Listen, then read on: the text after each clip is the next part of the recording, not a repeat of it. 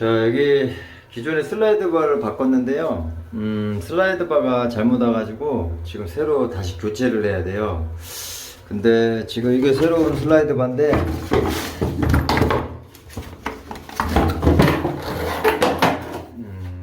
지금 여기 위에 거는 살리고 아래 거 타일만 교체하면 된다고 그러더라고요. 근데 이게 커버가 안 되는구나. 이렇게 커버가 안 되죠.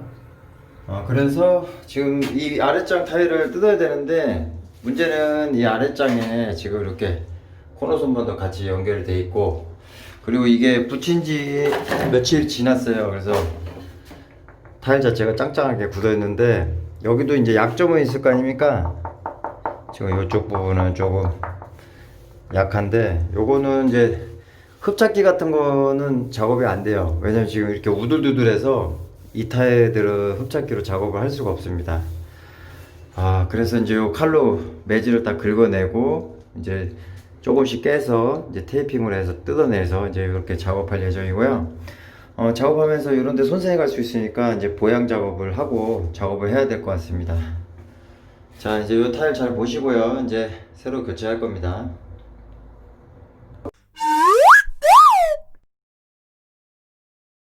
자, 지금 매질을 이렇게 다 까놨고요. 매질은 될 수 있으면 최대한 다 긁어내시는 게 좋아요. 왜냐면 이런 부분에 조금이라도 물려 있으면은 타일을 같이 잡고 이빨이 나갈 수가 있기 때문에 이런 부분들은 꼼꼼하게 이렇게 하시는 게 낫고요. 칼질할 때는 항상 주의하셔야 되는 게, 칼질을 잘못하게 되면 옆에 거 타일까지 이빨이 나갈 수가 있습니다. 그래서 이런 부분들은 조심해야 되고, 무조건 어거지로 힘있게 하는 게 아니라 자연스럽게 칼을 긁어보셔야지 문제가 없다고 보시면 되겠습니다. 그리고 어느 정도 다 파내면 두들겨 봅니다. 두들겨 보면 매지에 떨림이 생깁니다. 그러면 그 부분이 약한 부분이기 때문에 그 부분을 먼저 공략을 하셔야지, 짱짱한 부분에 타일을 빼려고 하시면 결국에는 옆에 타일까지 손상이 갈 수 있기 때문에 이렇게 두들겨 보시고 그 부분을 이제 때려서 깨시면 됩니다. 잘 보세요.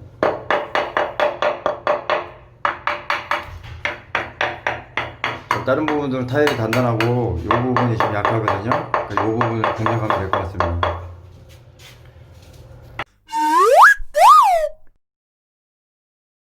자, 지금 이 가액 부분에 타일을 지금 깨가지고 밑에 장부터 이렇게 조금씩 깨서 공간을 넓힌 다음에 이렇게 한 장씩 조금씩 깼습니다. 근데 자, 여기 보시면은 이 타일 부분 지금 끄트머리 있는 부분들은 지금 본드 자체가 제대로 묻어 있지가 않습니다.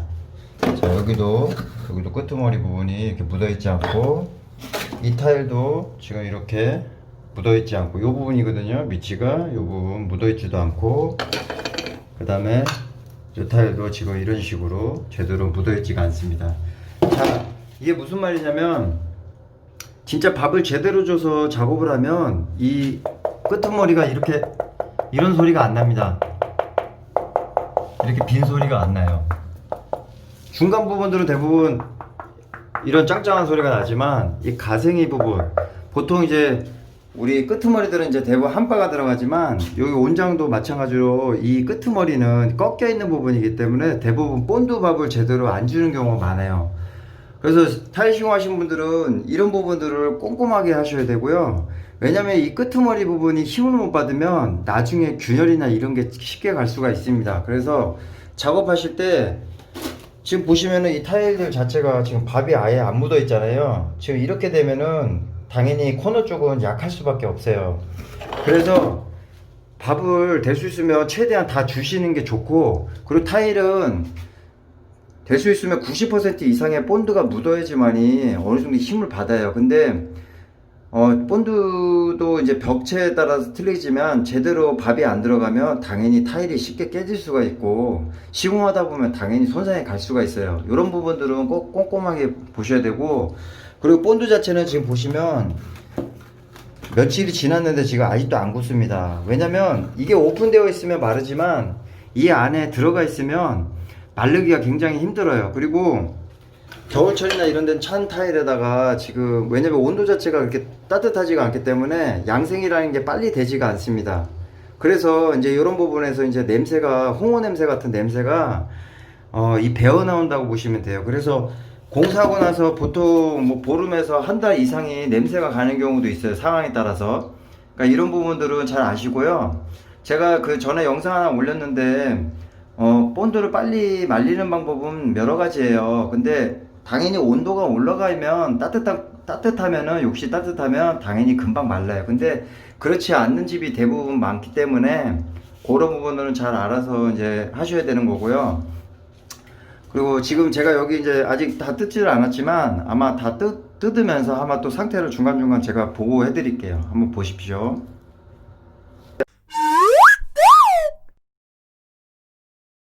이제 타일은 다 뜯어냈고요. 자, 보시면은 지금 이 타일, 띵 타일 볼게요. 띵 타일들 보면은 대부분 이런 식으로 라인이 갑니다.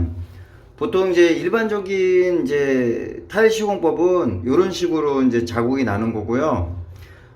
보통 이제 본드 그대로 이렇게 해서 본드를 바른 다음에 타일을 이렇게 손으로 톡톡톡톡 쳐서 붙이는 방식이라고 보시고요.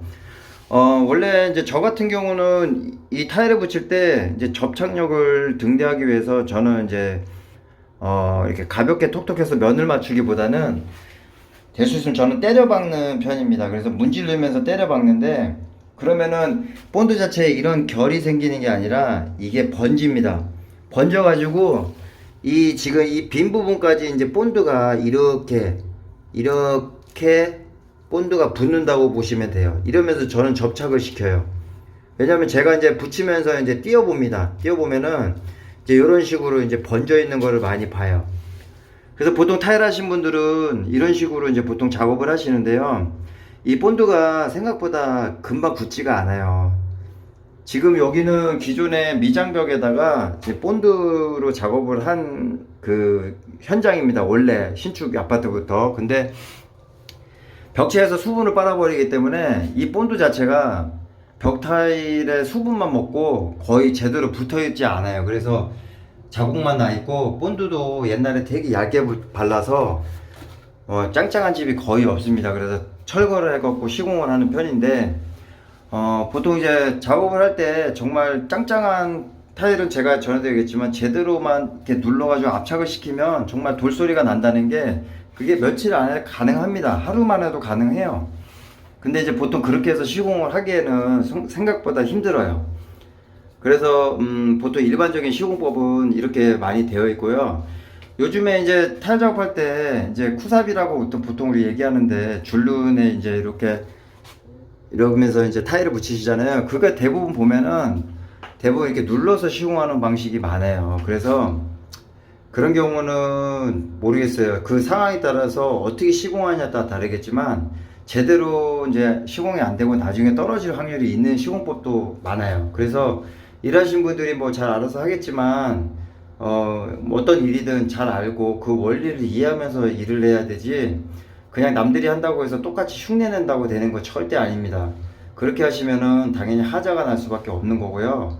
조금만 신경 써서 작업하시면은 얼마든지 다 돼요. 만약에 지금 여기 지금 이 상황이었으면 유광 타일이었으면 저는 이제 흡착기로도 뛸 수 있는 지금 상황이라고 보시면 됩니다. 흡착기가 생각보다 강하기 때문에 약한 부위를 해서 이렇게 흔들흔들 하면서 하면은 자연스럽게 떨어질 수밖에 없어요. 정말 짱짱하게 붙인 타일은 안 떨어져요. 근데 일반적인 타일 시공법으로는 웬만하면 다 떨어진다고 보시면 됩니다. 궁금하시면 여러분이 한번 시도 한번 해보세요. 며칠 안에 붙인 타일들은 다 그렇게 떨어진다고 보시면 됩니다. 지금 같은 경우는 지금 이제 타일을 띄었기 때문에 이제 다시 이제 여기에 본드를 바르고 다시 붙여야 되는데요. 여러분들도 잘 아셔야 되겠지만 이 중간에 타일을 띄고 붙이는 건 굉장히 힘들어요. 왜냐하면 한번 잘못 시공해서 면이 안 맞아 버리면 떼기가 힘듭니다. 그래서 그런 걸 판단을 잘 해야 되고 붙이기 전에 일단 어느 정도의 간격인지를 먼저 체크하는 방법도 잊지 마시고 시공하셨으면 좋겠습니다. 자, 작업하고 나서 영상 한번 찍을게요. 자, 작업 완료됐고요. 자, 위에 부분 살리고 지금 아랫장 타일을 이제 교체를 한 겁니다. 자, 기존의 타일에 맞춰서 작업을 한 거고요. 이런 식으로 지금 작업이 되어 있습니다. 그리고 실리콘은 이렇게 감쪽같이 이렇게 자 이었고요. 자 새로 한 게 아니라 감쪽같이 이었습니다. 보이시죠? 그러니까 만약에 이제 자재나 이런 부분들이 이제 잘못 오는 경우가 많습니다. 이런 부분들을 잘 확인을 해야 되는 거고요. 관리자분은 이런 부분을 잘 체크를 하셔야지. 이제 시공자분들은 솔직히 잘 모릅니다. 모르기 때문에 상황에 따라서는 전혀 다른 제품이 와서 시공하는 경우가 상당히 많기 때문에 이런 부분들은 이제 잘 아셨으면 좋겠고, 그 다음에 아까처럼 타일을 땜빵을 했을 때 이제 그런 이제 시공된 부분들이 많이 보입니다. 저 같은 경우는 이제 처음에 일을 시작할 때 이런 부분들을 많이 시공을 해봤기 때문에 이제 그 원리를 잘 알고 이해를 하기 때문에 이제 시공을 하는 거고요. 여러분들 같이 경험이 적으신 분들은 이런 부분들 잘 알고 시공을 하셔야 되기 때문에 이렇게 일부러 땜빵하는 것도 연습하는 것도 하나의 기술을 습득하는 방법이기도 합니다. 그래서 철거 현장 같은 게 만약에 있으면은 철거 현장 같은 데는 일부러 타일을 그라인딩으로 이제 잘라서 해보기도 해보고, 아니면 그렇게 오래되지 않은 부분들은 이제 타일 칼로 이제 해서 이제 매질을 벗겨낸 다음에 부분으로 이렇게 떼어내는 연습도 하는 것도 많은 도움이 될 거라 생각됩니다. 자, 오늘은 이제 마감 이렇게 끝이 났고요. 이런 식으로 작업이 된 거라고 보시면 되겠습니다.